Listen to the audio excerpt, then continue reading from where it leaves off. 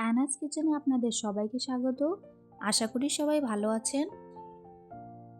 আজকে আমি বানাবো ভাপা পুলি পিঠে। ভাপা পুলি পিঠে বানানোর জন্য নিয়ে নিলাম চালের গুঁড়ো, নারকেল কোড়া আর খেজুর গুড়। যেহেতু আমরা 1 বাটি চালের গুঁড়ো নিয়েছি, তার জন্য 2 বাটি জল একটি পাত্রে নিয়ে নিলাম।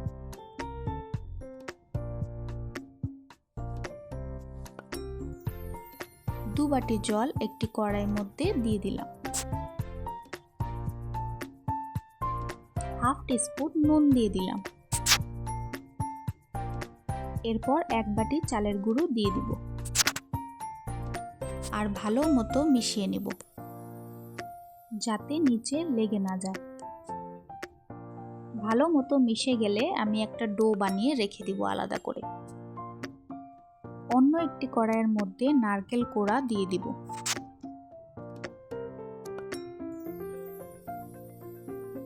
আর গুড়টা দিয়ে দিব।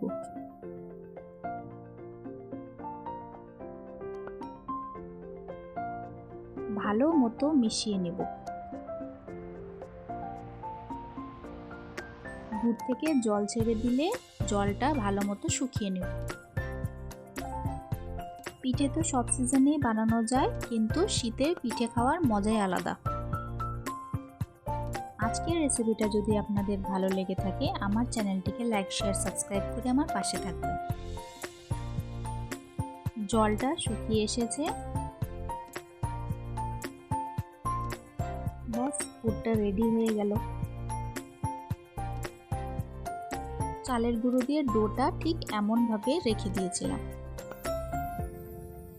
এখন অল্প অল্প করে নিয়ে বোলের আকারে শেপ দিয়ে দিব। চলুন দেখে নিই।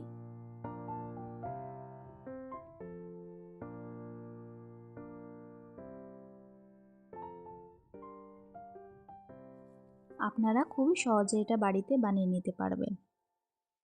আশা করি ভালো লাগবে।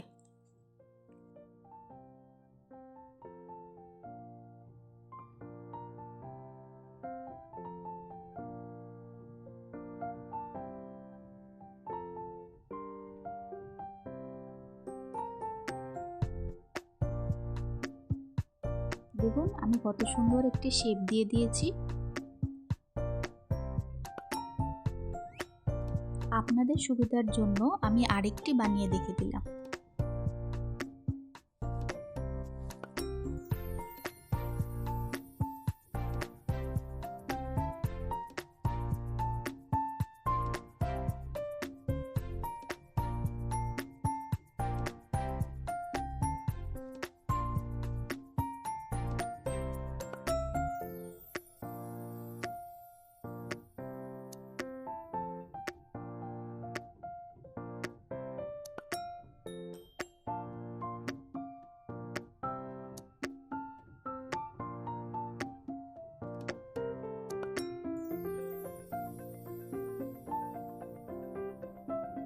প্রথমে একটা পাত্রে জল দিয়ে তার উপরে একটি ছাঁকনি বসিয়ে নিলাম।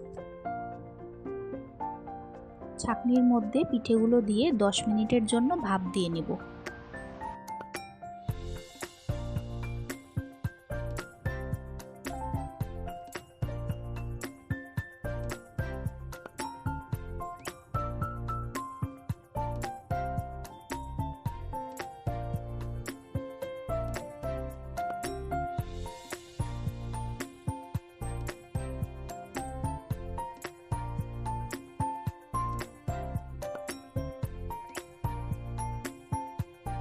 প্লেটটা উঠিয়ে নিলেই তৈরি হয়ে গেল আমাদের আজকের ভাপা পুলি পিঠে।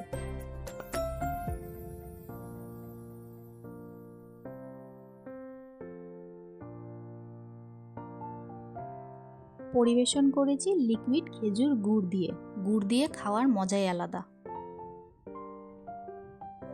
পিঠেটা আমি কেটে দেখিয়ে দিচ্ছি যে পিঠেটা কত নরম হয়েছে।